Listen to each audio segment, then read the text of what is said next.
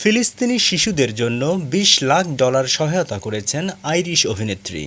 Israeli হামলায় এখন পর্যন্ত ৩৮,০০০-এর বেশি ফিলিস্তিনিকে হত্যা করা হয়েছে।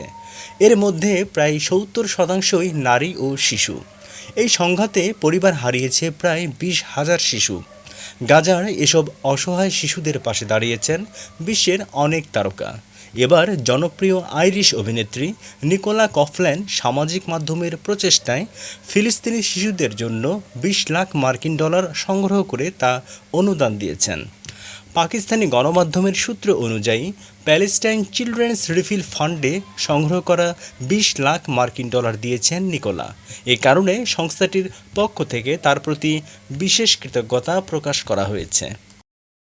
It's very important for me because I feel like I'm a very privileged person. I'm doing my dream job and getting to travel the world, but then I'm hyper aware of what's happening in Rafah at the moment.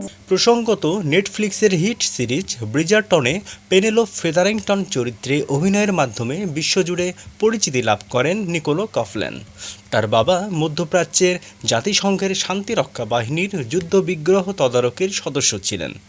৭০ দশকের শেষ দিকে জেরুজালেমে বসবাস করত অভিনেত্রীর পরিবার।